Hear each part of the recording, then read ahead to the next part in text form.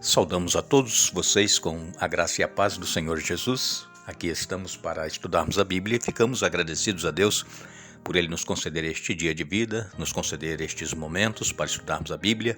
Somos agradecidos a todos vocês que estudam a Bíblia conosco todos os dias, vocês que compartilham esses estudos com outras pessoas, vocês que oram pelo Ministério Hora Tranquila, nós agradecemos.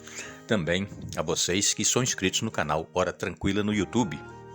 E queremos agradecer a vocês que nos escrevem dizendo de onde acompanham os estudos. Mandamos um alô especial para o nosso irmão Daniel Soares.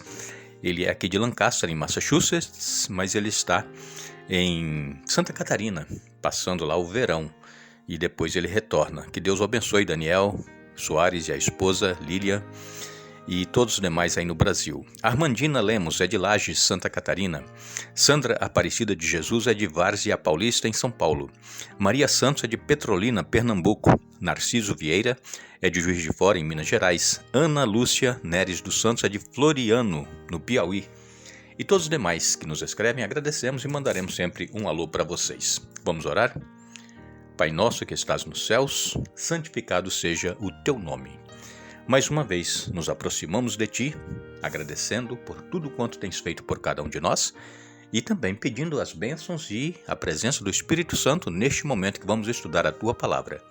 Fale à nossa mente, ao nosso coração. Nos dê, Pai, vitória sobre lutas e problemas que nós enfrentamos em nossa vida. Em nome de Jesus. Amém. Nós vamos hoje falar sobre a ressurreição daqueles que aceitaram e que viveram com Jesus. Nós sabemos que, humanamente, por nossas próprias forças, é impossível nós alcançarmos a vida eterna. É claro que muitas das vezes nós nos esforçamos para fazer coisas boas, para fazer isso, fazer aquilo, para obedecer a Deus, mas a nossa tendência é uma tendência má, tendência pecaminosa. É uma tendência que, quando nós fazemos alguma coisa boa, nós nos orgulhamos. Então o orgulho também é pecado. Nós nos exaltamos a nós mesmos, não é? E dizemos assim, olha, eu fiz isso, eu fiz aquilo. Mas nada disso, irmãos, vai nos levar para os céus. É claro que, como cristãos, nós precisamos praticar boas obras. Só que elas são consequência da salvação e da vida de Jesus em nossa vida. Porque Jesus ele disse lá em João 15 que ele é a videira e nós somos os ramos. E nós então, estando ligados nele, quer dizer, ouvindo a sua voz, fazendo a vontade dele em nossa vida, obedecendo os seus mandamentos, nós produziremos bons frutos.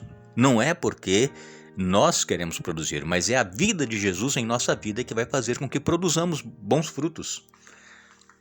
Ontem nós então comentamos que Moisés foi sepultado pelo próprio Senhor e depois houve uma disputa entre Miguel e Satanás pelo corpo de Moisés, que Satanás não queria que Moisés fosse ressuscitado e levado para os céus.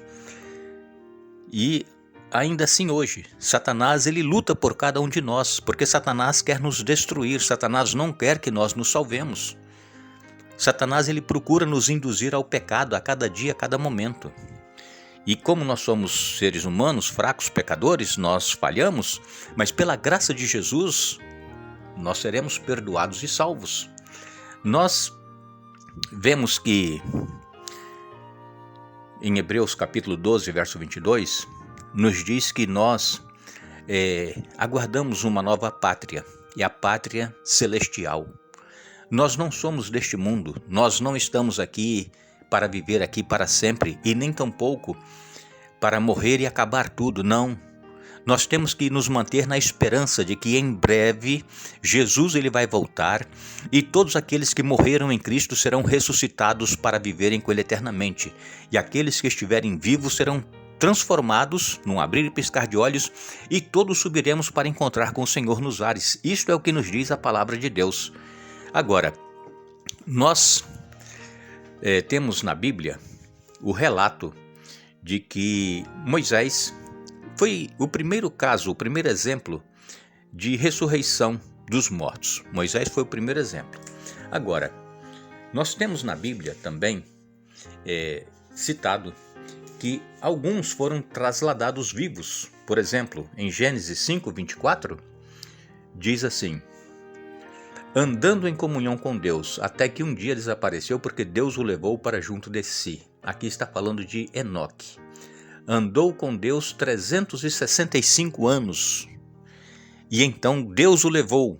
Foi o primeiro caso de ser trasladado vivo. Foi o caso de Enoque. E depois nós encontramos em 2 Reis, no capítulo 2 e no verso 11. 2 Reis, capítulo 2, verso 11, diz assim: de repente, enquanto caminhavam e conversavam, surgiu uma carruagem de fogo puxada por cavalos de fogo. Passou entre os dois e os separou, e Elias foi levado para o céu num redemoinho. Aqui Moisés e Elias estavam caminhando. Eliseu e Elias. Eliseu foi o sucessor de Elias. E então eles estavam caminhando e de repente, diz aqui, surgiu uma carruagem de fogo puxada por cavalos de fogo. Passou entre os dois e os separou, e Elias foi levado para o céu num redemoinho. Então, é o segundo caso que nós temos relatado na Bíblia de pessoas que foram trasladadas vivas, pessoas que andaram com Deus. E vejam que Elias, ele teve as mesmas paixões, os mesmos sentimentos, os mesmos problemas que nós temos. Elias, ele chegou a pedir a morte quando ele estava sendo perseguido por Jezabel. Mas, como nós já dissemos aqui no estudo durante a semana, Deus, ele nos perdoa, não importa qual seja o pecado. Se nós confessarmos, Deus nos perdoa. Deus, irmãos, ele não tem prazer na morte do ímpio. Deus não quer que ninguém morra longe, separado dele. Mas se morrermos longe, separado de Deus, é porque nós escolhemos viver longe de Deus. E então, Elias foi perdoado e foi trasladado vivo para os céus. E nós lemos também em Apocalipse no capítulo 20, nos versos 7 a 15, a palavra de Deus, ela nos diz: quando terminarem os 1000 anos, Satanás será solto da prisão e sairá para enganar as nações, Gog e Magog, em todas as extremidades da terra. Ele as reunirá para a batalha, um exército poderoso e incontável como a areia da praia. Subiram pela vasta planície da terra e cercaram o acampamento do povo santo e a cidade amada, mas fogo desceu do céu e os consumiu. O diabo que os havia enganado foi lançado no lago de fogo, que arde com enxofre, onde já estavam a besta e o falso profeta. Ali serão atormentados dia e noite para todo sempre. Vi um grande trono, e aquele que estava sentado nele, a terra e o céu fugiram de sua presença, mas não encontraram lugar para se esconder. Vi os mortos, pequenos e grandes, em pé diante do trono de Deus, e foram abertos os livros, incluindo o livro da vida. Os mortos foram julgados segundo o que haviam feito, conforme o que estava registrado nos livros. O mar entregou seus mortos, e a morte e o mundo dos mortos também entregaram seus mortos, e todos foram julgados de acordo com seus atos. Então a morte e o mundo dos mortos foram lançados no lago de fogo. Esse lago de fogo é a segunda morte.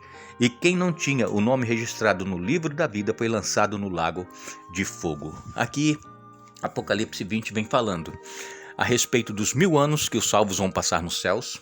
E logo depois, então, a cidade santa vai descer. Satanás vai arregimentar todos os que não aceitaram a Jesus, que rejeitaram a salvação. Eles serão ressuscitados e Satanás vai dizer assim: olha, chegou o nosso momento de tomar agora essa cidade que está descendo. E então descerá fogo do céu, fogo e enxofre, e os consumirá para sempre. Agora, diz-nos aqui que os livros serão abertos. E eu pergunto a cada um de nós: está o nosso nome no livro da vida?